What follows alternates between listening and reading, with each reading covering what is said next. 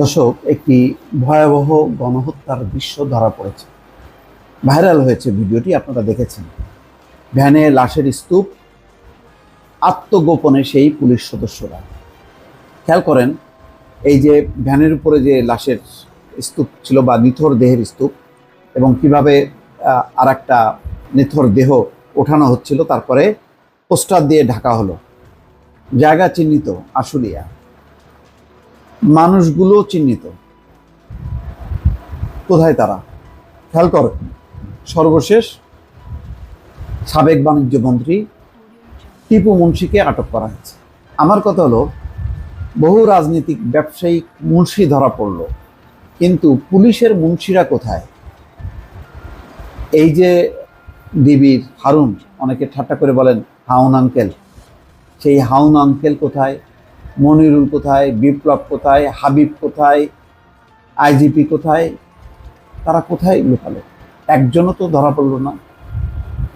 আজকে এই যে গণহত্যা নির্দেশ দিয়েছে, বুঝলাম শেখ হাসিনা, তার মন্ত্রীরা, স্বরাষ্ট্রমন্ত্রীকেও ধরলাম, কিন্তু বাস্তবায়ন করেছে মাঠ পর্যায়ে। এবং ওই যে একটা ভিডিও দেখেন নাই, স্বরাষ্ট্রমন্ত্রীকে মোবাইলে ভিডিও দেখাচ্ছে, স্যার একটাকে মারি একটাই পড়ে, আর বাকিরা মানে দৌড়ায় না, ওখানেই থেকে যায়। তো ওই যে যারা মাঠ পর্যায়ে বাস্তবায়ন করলো সরকারের নির্দেশ বা শেখ হাসিনার মন্ত্রী এবং সহযোগীদের নির্দেশ, সেই পুলিশের ঊর্ধ্বতন কর্মকর্তারা কই? একদম ডাইরেক্ট যে শুটার, সেই শুটারগুলি কই? আজকে দেখেন তারা আত্মগোপনে। কত পুলিশ আত্মগোপনে? কেন আত্মগোপনে? যারা ফিরে আসলো তাদের মধ্যে সেই হত্যাকারীরা থাকলো কিনা, কিভাবে বিচার হবে?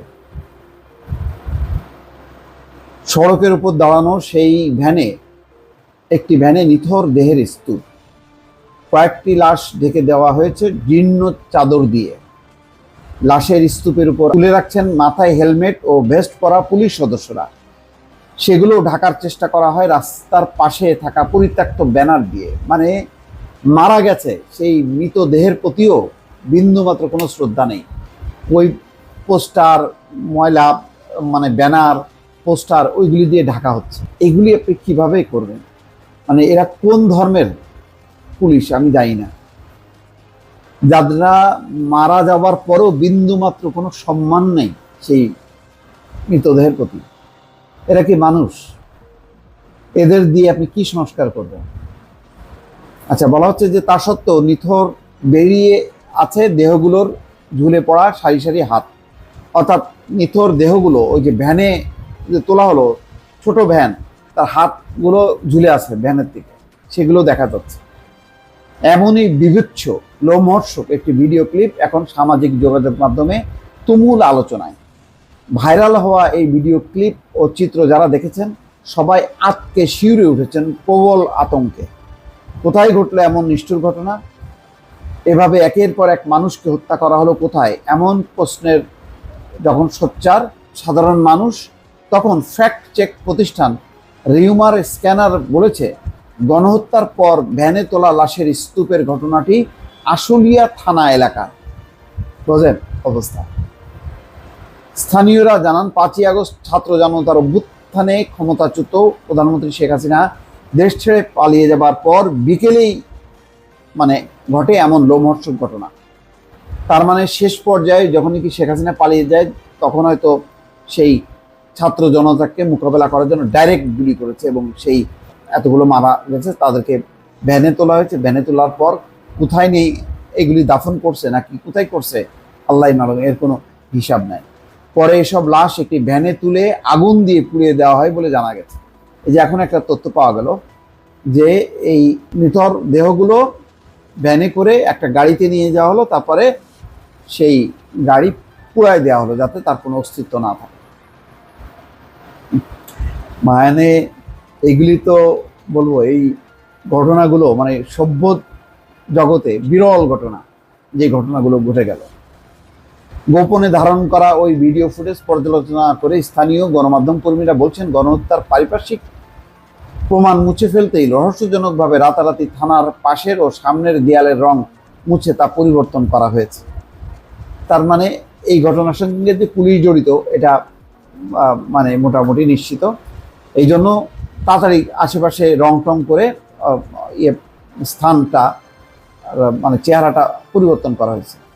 এছাড়া ঘটনাস্থলের আশেপাশের দুজন বাসিন্দার দাবি, ভিডিওতে দেয়ালে থাকা পোস্টারে যাকে দেখা গেছে তিনি আশুলিয়ার ধামসোনা ইউনিয়নের 7 নম্বর ওয়ার্ডের মেম্বার পদপ্রার্থী আবুল হোসেন ভূঁইয়া।